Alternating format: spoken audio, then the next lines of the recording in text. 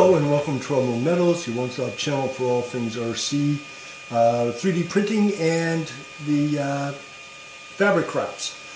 Today we're going to be talking about a printer I got from Amazon.com from a company called Xmore, and it is a clone of an Anet 8, and it's not a very good clone, and we'll talk about that in the review next.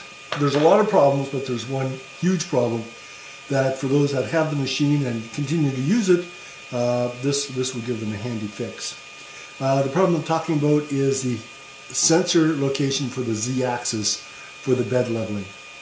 The mount for this here is right here on the front. This is the standard mount where the instructions tell you where to place the sensor. The problem is that the nozzle is way at the back here. So anytime with the sensor at the front, anytime you replace the filament or do any jam fixes or any work with the MK8 head, you throw the sensor way out because obviously any small changes way back here at the head are reflected as large changes way out here at the end of the fulcrum. So what I did was I went online and looked at some solutions, and this was one that went on the back. The problem with this one is that it required a firmware upgrade.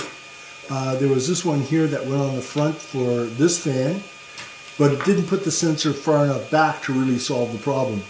So I created this little grill replacement. This is the metal grill that comes on the 40mm fan, and this will be on most of these Prusa type 3D printers. So I think this will work for a lot of the generic Prusa builds. But this grill has a mount on it now to hold the sensor. So by replacing the metal grill with the one that I created, it now puts the sensor in line with the print head. So when you make any adjustments, the changes that are made are very, very minimal. So I hope that this video is useful for those that have this machine. I'll do a second video talking about the machine itself, and I'll also do another video on doing the Z offset for the sensor, because that is the Z offset is very important, and there was so much stuff out there that my brain was beginning to hurt. So I'm going to do a little quick video on how to use the Z offset and keep it simple for those that just want to have fun with their 3D printing. So I hope you enjoyed this video on replacing the sensor or moving the sensor to a more optimal location. And if you did, please subscribe to my channel and please say like. See you next time at Emerald Metals. Bye bye for now.